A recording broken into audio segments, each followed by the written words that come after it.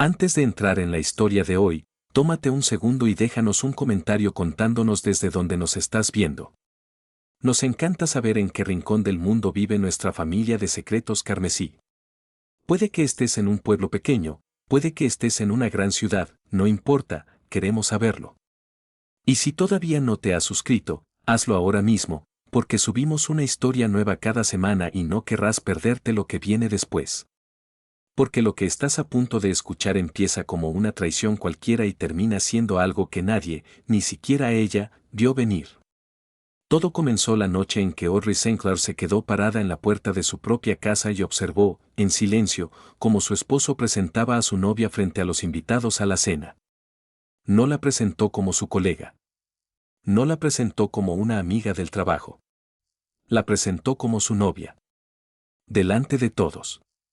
La mujer llevaba puesto el color favorito de Audrey, un borgoña profundo, casi del color del vino tinto, como si se hubiera robado hasta eso. Reía demasiado fuerte ante cualquier cosa que decía el esposo de Audrey, y le tocaba el brazo de esa manera en que se toca a alguien que ya se ha reclamado como propio. Y Audrey se quedó ahí, con su abrigo de lana empapado, todavía con las llaves en la mano, con gotas de lluvia resbalando por sus hombros después de caminar desde la entrada. Y no levantó la voz. No lanzó las llaves contra la pared. Las dejó, con calma absoluta, sobre la mesita de la entrada y volvió a salir bajo la lluvia. Esa fue la noche en que todo terminó. Y también, aunque ella todavía no lo sabía, la noche en que todo comenzó de verdad. Porque lo que Richard Holloway no sabía era que llevaba años subestimando a la mujer equivocada. Audrey Sinclair tenía 41 años y había pasado los últimos 9 siendo, en palabras de su esposo, la estable. Richard lo decía como si fuera un cumplido. Lo decía de esa manera en que los hombres dicen las cosas cuando en realidad quieren decir otra muy distinta. Cuando dicen estable quieren decir manejable. Quieren decir conveniente. Quieren decir que no va a armar un escándalo. Richard era de esos hombres que llenan cualquier habitación en la que entran, no porque fuera particularmente brillante ni especialmente bueno, sino porque había aprendido, desde muy joven, que la confianza, si se exhibe lo suficientemente fuerte, puede hacerse pasar por sustancia. Tenía un apretón de manos firme y una sonrisa fácil, y sabía exactamente cuántos segundos sostener la mirada de alguien para que esa persona se sintiera elegida. Dirigía una firma mediana de bienes raíces comerciales en Charlotte, Carolina del Norte, y había construido toda su reputación sobre una creencia muy simple, que la percepción pesa más que la realidad. Y tenía razón. Lo que nunca imaginó fue que llegaría el día en que ese mismo principio se volvería en su contra, con una precisión que él jamás vio llegar. Audrey había crecido en Asheville, hija de una mujer que guardaba todo. Su madre, Eleanor, guardaba recibos, guardaba cartas, guardaba mapas viejos de lugares donde nunca había estado, llevaba 3 diarios distintos a la vez, uno para los hechos, uno para los sentimientos, y uno para las cosas que quería recordar olvidar. Eleanor era una mujer callada y ordinaria que pasó la mayor parte de su vida trabajando en una pequeña firma de contabilidad, del tipo donde nadie se hace rico pero todos hacen un trabajo honesto. Murió 3 años después de la boda de Audrey, dejando atrás una casa, una bodega de almacenamiento y un sobresellado que un abogado llamado el señor Gans le indicó a Audrey que no abriera hasta que estuviera lista. Audrey guardó ese sobre en la bodega junto con todo lo demás. Y no volvió. Durante 14 años. Lo que había dentro de ese sobre iba a cambiarlo todo, pero eso ella todavía no lo sabía. Conoció a Richard en una recaudación de fondos para la Comisión de Artes de Asheville. Ella tenía 32 años. Él tenía 39. A los 15 minutos de conocerla, él ya le había dicho que era la persona más centrada de todo el salón. Ella lo tomó como un cumplido. Le tomaría varios años entender que centrada era su forma de decir a alguien que no lo avergonzaría en público. Los primeros años no fueron malos, esa es la verdad honesta, y Audrey nunca se permitió fingir lo contrario, porque había heredado de su madre la costumbre de escribirlo todo, y la creencia de que mentirse a uno mismo es la mentira más cara de todas. Los primeros años fueron cálidos. Richard preguntaba por su trabajo. Ella era restauradora textil, contratada por museos y coleccionistas privados para restaurar tapices dañados, prendas antiguas, telas que habían sobrevivido siglos. Y él escuchaba, o parecía escuchar, con un interés paciente que ella años después reconocería como pura actuación. Pero la calidez era lo suficientemente real como para que ella creyera en ella. Compró una casa con él. Aprendió de memoria cómo le gustaba el café. Fue a las fiestas navideñas de la firma y estrechó manos de hombres cuyos nombres jamás lograba recordar, y sonrió en los momentos correctos, y manejó a casa en un silencio cómodo que confundió con felicidad. El cambio fue gradual. Siempre lo es. Rachel empezó a quedarse hasta tarde en la oficina. Después las noches tardías se volvieron fines de semana enteros. Después esos fines de semana volvían con él trayendo una energía nueva, una especie de electricidad inquieta que ella eventualmente entendería que no era ambición. Miraba más el teléfono. Se reía distinto, una risa privada, una media risa que guardaba de inmediato en cuanto ella entraba a la habitación. Dejó de preguntar por el tapiz que ella estaba restaurando para un museo en Filadelfia. Dejó de preguntar por cualquier cosa. Pero Audrey no era ingenua. De hecho, era extremadamente precisa. Su trabajo se lo exigía. Pasaba los días bajo lámparas de aumento, examinando el conteo de hilos y la composición de tintes, identificando daños invisibles al ojo humano. Y aplicó esa misma precisión a su propia vida, en silencio, sin ningún drama. Empezó a llevar una segunda libreta, no para sentimientos, para hechos. Los recibos que encontraba. La inconsistencia en el calendario. Un nombre que aparecía 3 veces en un solo mes en el estado de cuenta de su tarjeta de crédito personal.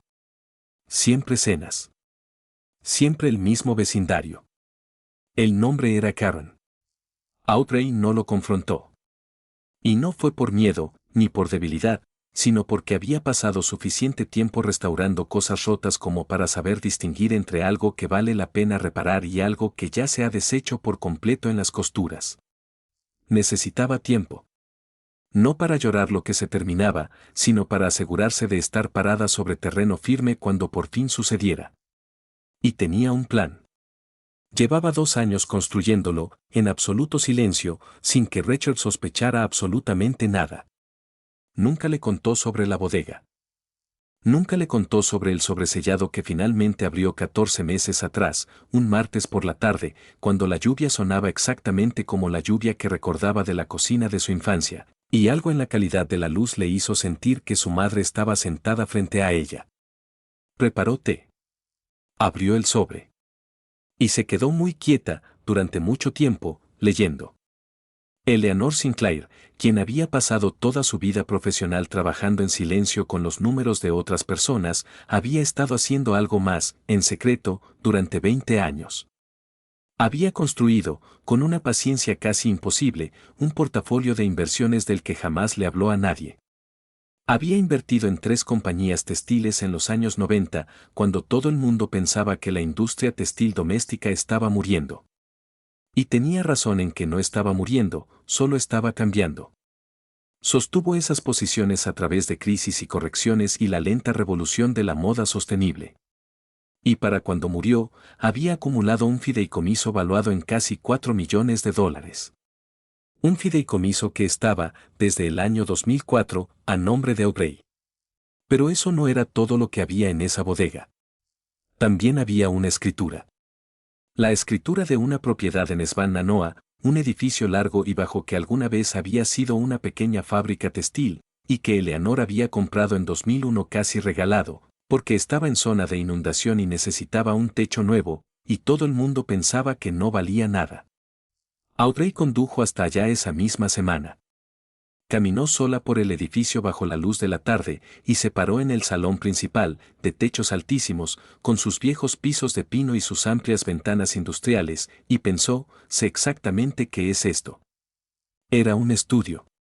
Un estudio de conservación, del tipo que había soñado a los 24 años y jamás se había atrevido a desear en voz alta, porque su asesor de posgrado le había dicho que abrir una práctica independiente era demasiado riesgoso. Había doblado ese sueño y lo había guardado en un rincón muy pequeño de sí misma, y no lo había vuelto a sacar en mucho tiempo. Ahora, por fin, lo sacaba. En los 14 meses entre el sobre y la noche en que llegó a casa y encontró a Karen en su propia sala, Audrey hizo lo siguiente. Contrató a un ingeniero estructural y a un contratista para evaluar y comenzar a renovar el edificio de Svan Nanoa. Contrató a una abogada de negocios y fundó una empresa privada, Sinclair Conservación, registrada bajo un nombre que Richard no tenía forma de vincular con ella, porque usó la dirección de su madre y fue extremadamente cuidadosa con qué correo electrónico usaba para cada cosa.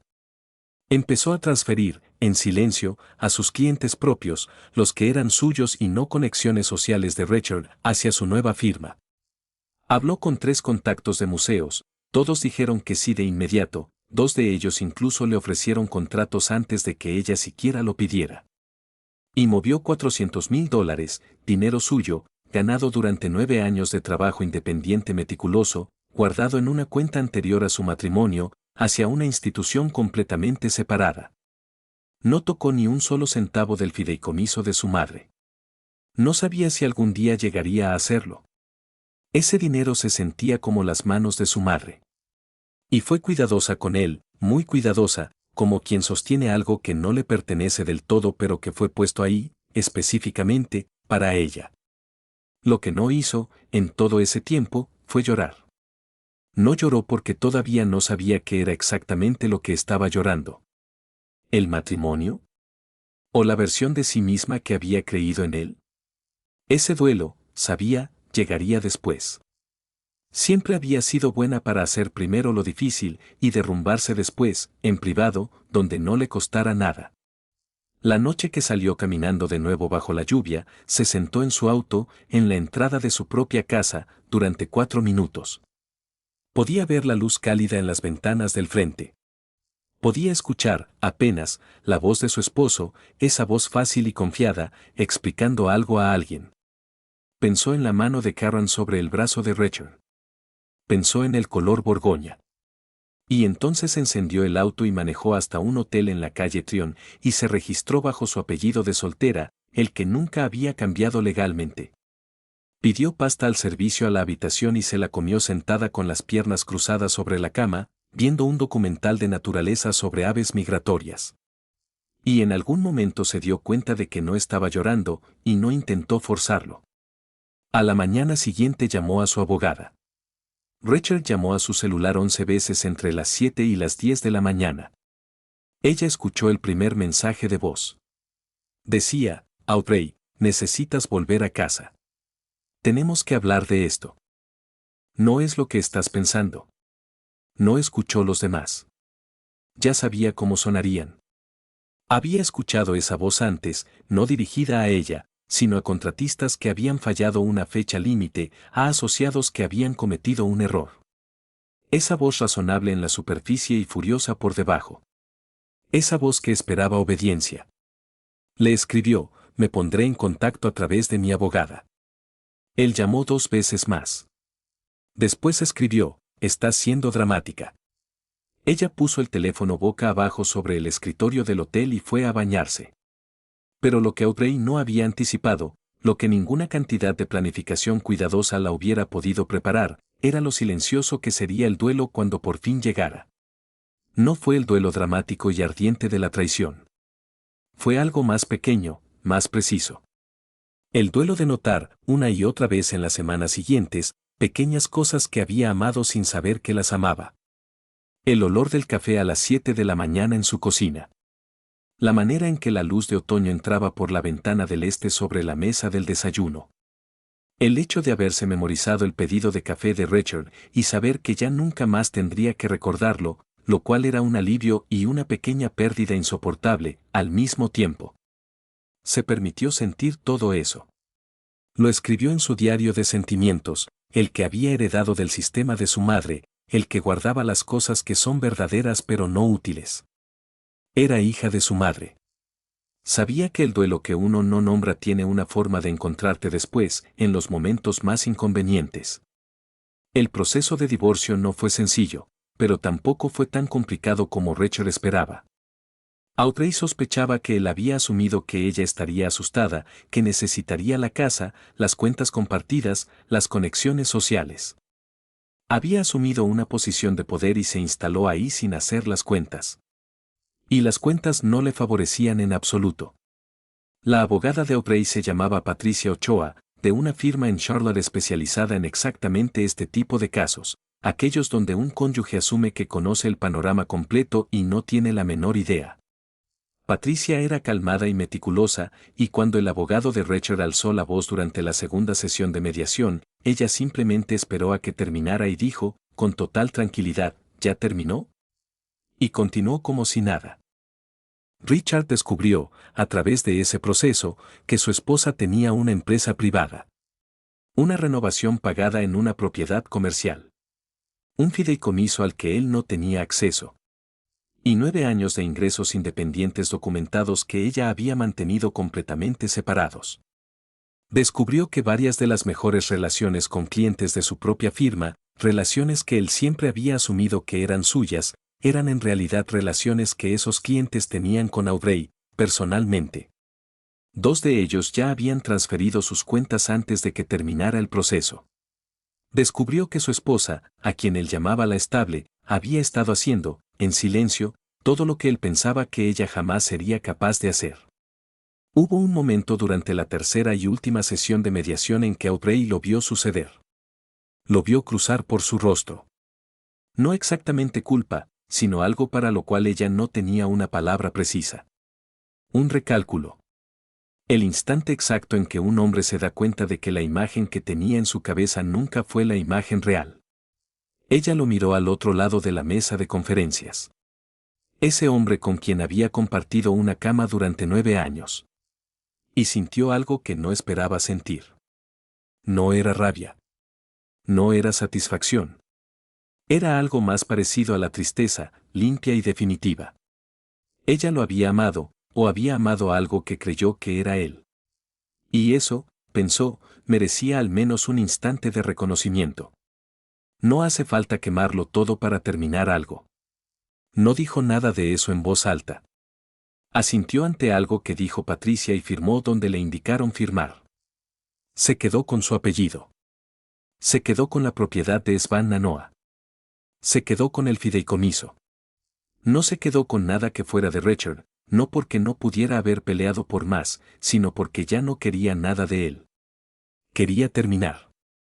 Quería salir de ese edificio sin ningún hilo que la conectara a lo que fuera que había sido ese matrimonio. Richard se quedó con la casa.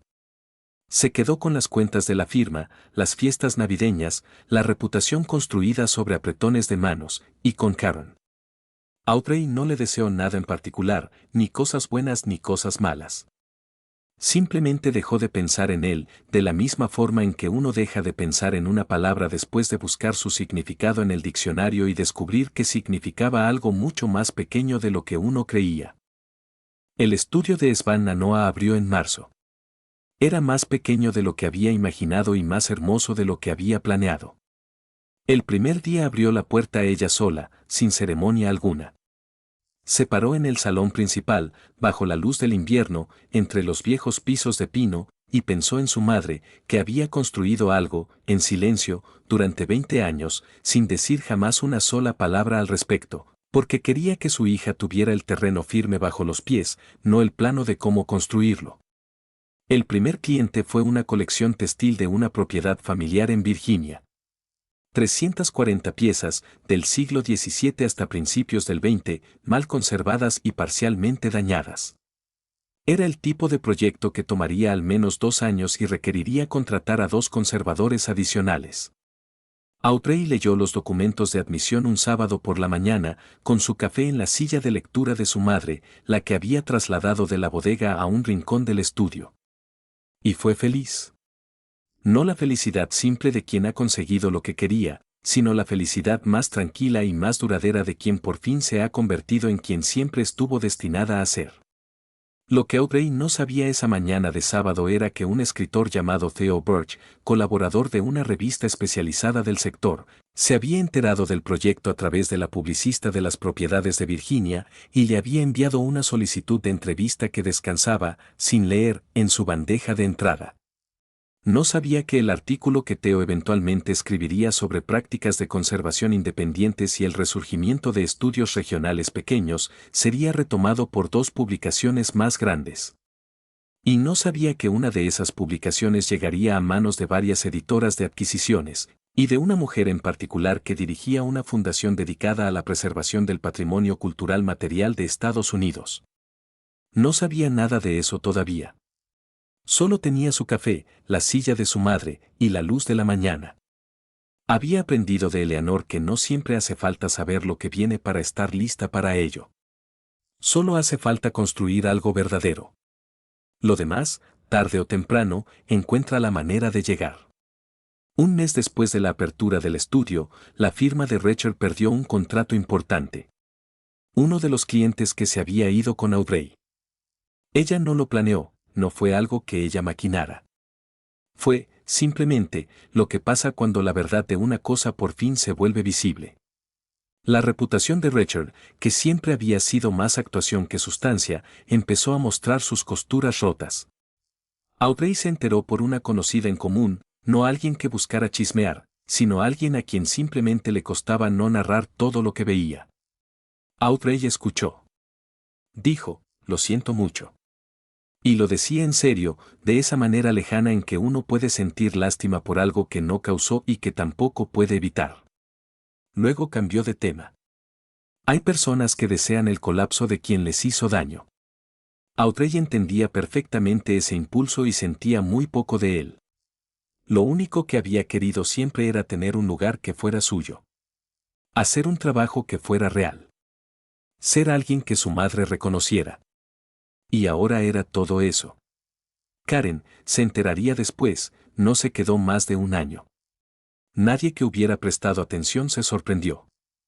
En junio, 6 meses después de la apertura del estudio, invitaron a Audrey a presentar en una conferencia de conservación en Raleigh.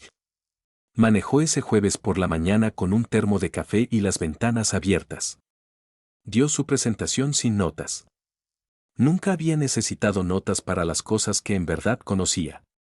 Después, una mujer de la fundación la encontró en el pasillo y le dijo, simplemente, me gustaría hablar con usted sobre lo que podríamos hacer juntas. Audrey le estrechó la mano. Me encantaría, dijo. Y esa tarde, de regreso a casa por la autopista, con las ventanas todavía abiertas, las montañas hacían justo lo que hacen las montañas en la primavera tardía de Carolina del Norte, ese azul particular para el cual ella no conocía una palabra adecuada en ningún idioma. Y pensó en él sobre aquella tarde de lluvia. Pensó en su madre, que había entendido que lo más poderoso que uno le puede dar a alguien no es dinero, ni consejos, ni siquiera amor, sino ese tipo específico de libertad que llega de haber hecho el trabajo mucho antes de que nadie pudiera verlo. Pensó en la noche en que se quedó parada bajo la lluvia, afuera de la puerta de su propia casa, y dejó las llaves sobre la mesita de la entrada con toda calma, y se dio la vuelta. No se rompió. No armó ningún escándalo. No hizo ninguna de las cosas que él esperaba que hiciera. Simplemente, todo este tiempo, había sido mucho más de lo que él jamás se molestó en ver. Las montañas seguían azules. El café todavía estaba caliente. Y ella manejaba de regreso a casa, que ahora era completamente suya, sin ninguna condición. Y eso, pensó, era exactamente suficiente. Eso era, pensó, todo lo que siempre había necesitado.